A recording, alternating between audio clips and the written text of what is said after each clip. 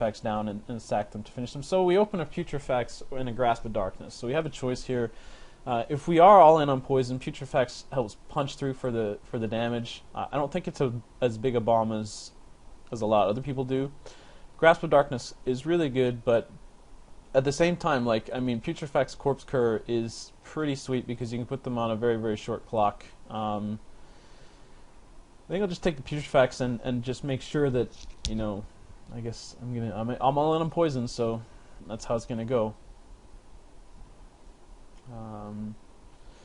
And then get past a Carnifex Demon and a Plague Stinger in the same pack. Obviously, I take the Carnifex Demon because this guy just straight out wins games, and then I just sort of hope that I can get some Tainted Strikes to finish off people.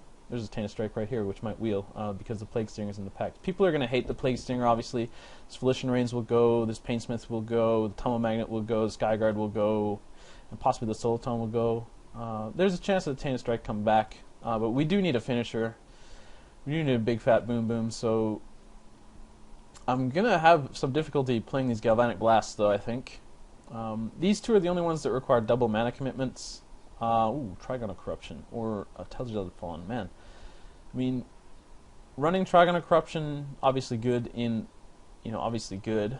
I think the Telltale of Fallen may wheel. The Iron Mirror would help us cast our Galvanic Blast, but it's just so hard to pass up a Trigon of Corruption. Yeah. 22 playables at present. Only double black, double green. The mana is looking okay in this deck right now. We do also have a Trigon of Rage we picked up earlier, so that makes us a little bit better on the aggressive side of the Infect deck, and then Trigon of Corruption for clearing the way. There's a Plague Stinger which we can take very happily. We will take that. I wouldn't mind a Spell Bomb just for the Galvanic Blast, but I don't even know if these guys are going to make the deck. Full Shock Replica gets cut. Morak Replica, Morak Reaver gets cut.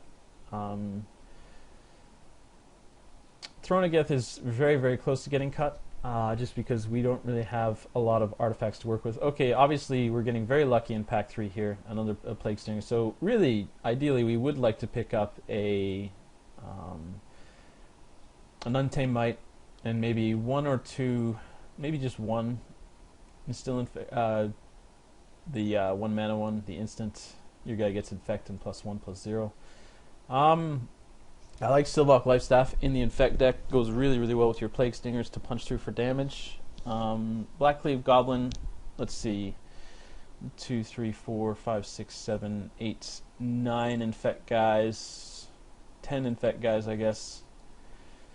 I think I like Lifestaff here better than Blackcleave Goblin. Blackcleave Goblin is really quite bad for a 4-drop. Yeah, I'll go with that. Not sure how I'm going to fit these Galvanic Blasts in, but I'm not sure.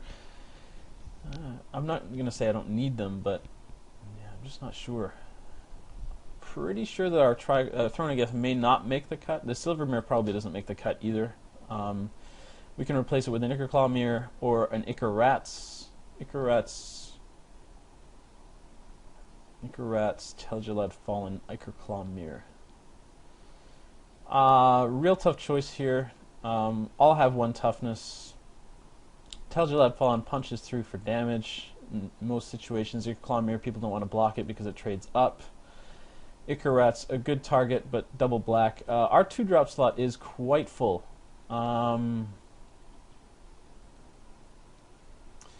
Ichor Rats gives reach.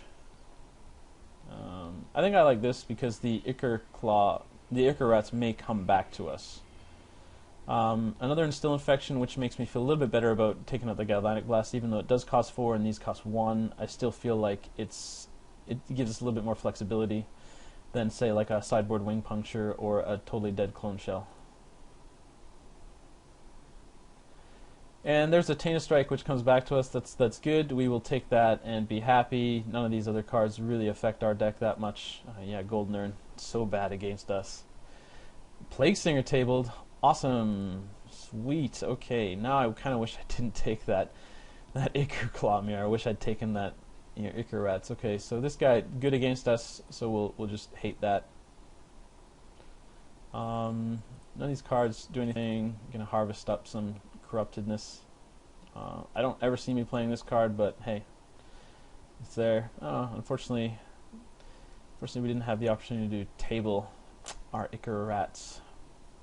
But I feel like we do have a pretty solid Infect deck, 3 Plague Stingers. We have no Untamed Might. We can always play like we have it, give people the fear. We do have Trigon of Rage, which is good. Yeah, so I mean, Silver Mirror probably not making it. These Galvanic Blasts, unfortunately, not making it. Copperhorn Scout, not making it. Trigon of Corruption is a little bit slow, but it does give us the opportunity to remove, to remove blockers and things like that, so we can just punch through. Yeah, so we're 25 playables there. We're gonna have to make some difficult cuts, I think.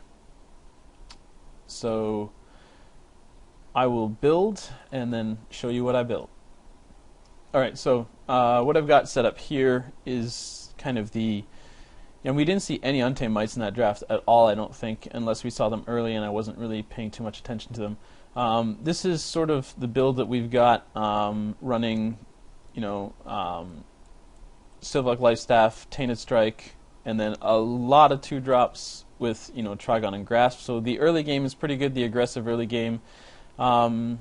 The only thing I don't like is that our late game is not that strong, except for if we can get maybe turn 5 Putrefax punch through.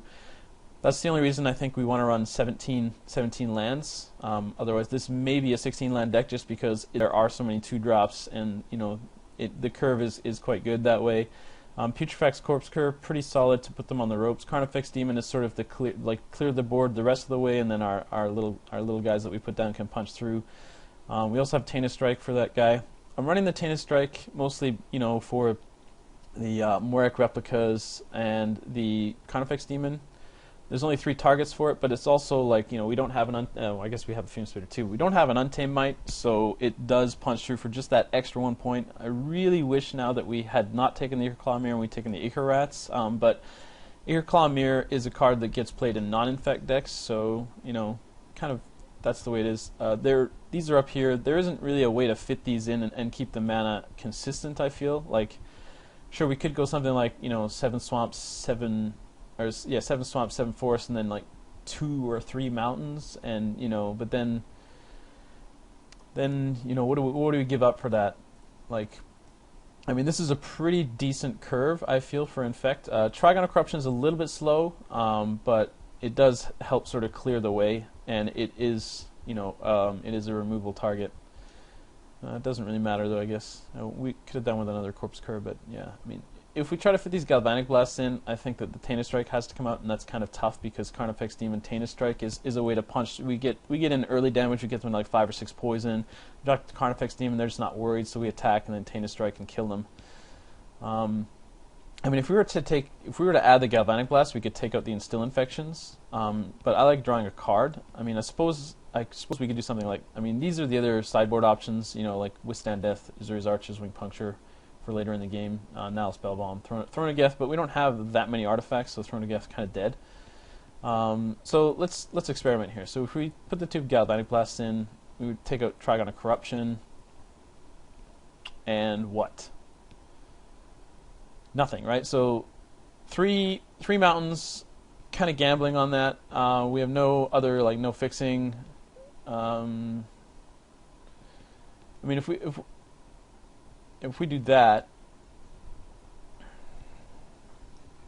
sort of put us in the awkward position of having 7/7/3 when we have only 2 double black and 1 double green. We don't have that much green, but we do want our green online fairly early, so we could, I think we have to run 7 green no matter what, 7 forest. There's more black. We want black earlier. We really want black online early for our Plague Stingers. We want them to come down and be beating with our Trigon of Rage. I mean, I don't know if it's worth stretching for this. These are slower. But I mean, if you want your mountains early for a Galvanic Blast, you really have to run at least 6, I think. Possibly 7. This makes our curve look prettier. For an aggressive deck, it makes it look prettier, but I don't necessarily think this is the way to go. Yeah, so I mean, we could try it out. It is a Swiss queue, and we could try stretching it. Not sure how I feel about stretching like that, but when your guys already have, like, what do we got here? Like 1, 2, 3, 4, 5, 6, 7, 8, 9, 10, 11, 12. We got 12 infect guys. I mean, you're putting -1/-1 counters on a lot of their guys, and still infection will finish something off. Galvanic Blast will do it, but without drawing a card, but at 1 mana. Because I don't want to play these early, I'm not sure that I run these. I mean, sure, if I lose game 1, I can try to fit them in.